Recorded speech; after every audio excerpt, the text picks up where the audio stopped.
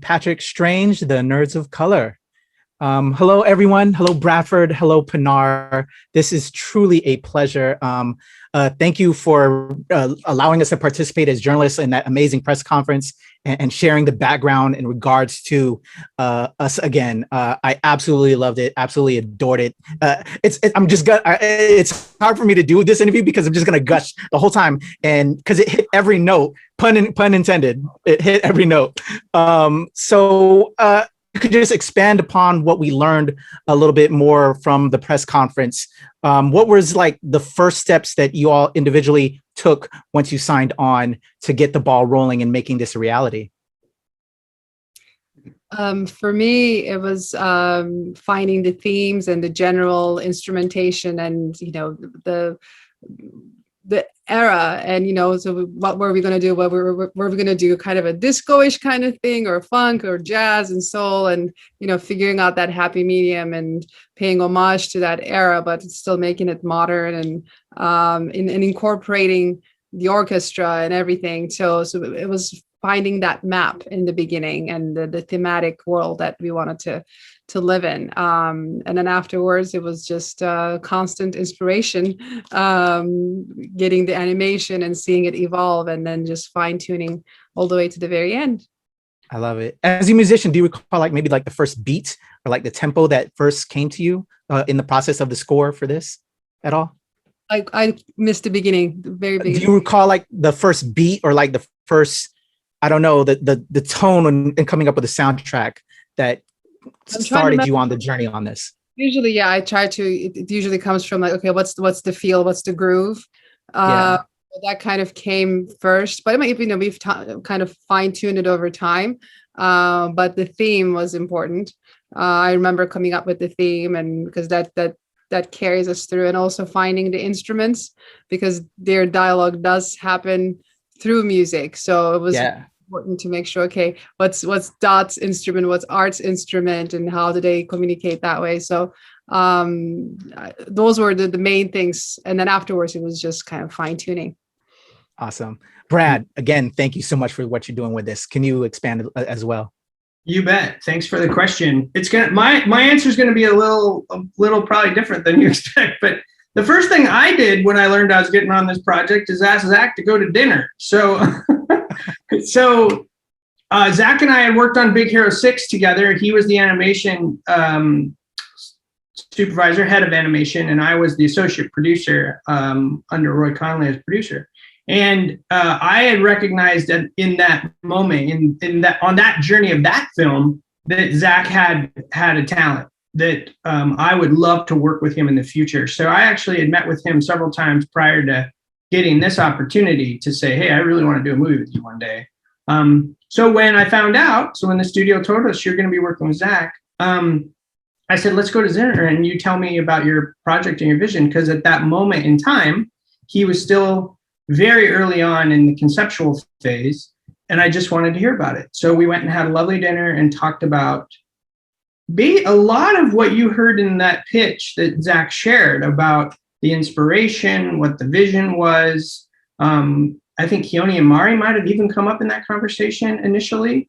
And that was the dinner that kind of made us go, okay, we're in this, let's make a plan. And then for me, you kind of lay out the plan, and that's second nature, but it's really about setting those emotional goals, the movie's emotional and journey goals that ultimately makes a movie like this possible. Yeah, I can't even imagine as a filmmaker, producer myself, to produce something like this where there's not a lot of dialogue and it lies heavily on Pinar's amazing score and the choreography of Keone and Marie. Man, I'm astounded and blown away. But you did Big Hero 6, which I'm a huge fan of as well, and Zach killed it. Just amazing work. Can you tell me, possibly for both of you, the hardest aspect of working on this project and the easiest aspect of working on this project? Mm-hmm. Well, the hardest thing, not necessarily the hardest, but there's always a puzzle in every project that you work on. There's always a unique challenge with everything. With this one, for me, what was important was to make sure the music could still sound like music while hitting everything we needed to hit. So that was really, so every transition, everything had to sound like like if I were to just write that piece of music on its own, that it still made sense. So that was a tricky thing to kind of figure out. The easiest thing was the heart and soul of it, the emotion. It's just, I think you have to be a robot not to feel anything. Oh, totally. I cry every time watching this. So emotional, and working with this amazing team. They really did a phenomenal job, and it was just so inspiring, to be honest. So just working with them was the easiest part, and making sure that I did it justice was was the important part. Yeah, awesome. And yeah, for me, it's always an interesting question. What's the most challenging thing on a film? And I always say that all films are similar but very different in how they manifest themselves. This particular one, we challenged the crew and we challenged ourselves to allow change to happen as long as it made the movie better for as long as possible. And that sounds it sounds easy, but when you're each phase of a movie relies on finishing one thing and starting the next. So the longer you let change happen, the less kind of you can continue to work smoothly. But on this movie, we said to the team, we're really going to work in a way here, and you raise your hand if you get uncomfortable. We're going to work in a way that allows us to just continue to make the movie better for as long as possible. And that's really what we did. And at times it was uncomfortable, to be honest, but uncomfortable in a healthy way, where we were all talking about it and saying, yeah, that makes the movie better. Let's try to do that, even though we know it's going to be hard. I love it. Again, like I said earlier, this movie hit every note. I was completely inspired. So my last question would be for you both, if you can expand upon, we are all touched by movies. Like I said, this movie made me cry every single time I've watched it. And it inspired me to also, as kind of Zach said, to not, let age and everything, what was the quote? I'm trying to find the quote. If you spend all your time focused on the past, you're going to miss the present. How did this speak to you after you finally did this and you watched this film? How did it inspire you both individually with your work that you do and going forward as creatives? This is what we get in. This is what we do. And this is a perfect example of what we can do with our art. And I completely adore it. And I'm just curious how this has pushed you going forward. Well, for me, being present is a quite important thing. I actually have this tattoo I got years ago. It actually looks like a musical symbol, but it's actually a symbol that means be present. Because years ago, I got it 7 years ago. I realized that I was either living, reminiscing about the past or thinking about the future. That I most often missed what was going on in my life. I always felt like I was living in transition. So, but then I got the tattoo and it's kind of there for a while and then you forget it, what it means. Then years later, a film like this comes along, you're like, oh, I remember why I got that tattoo.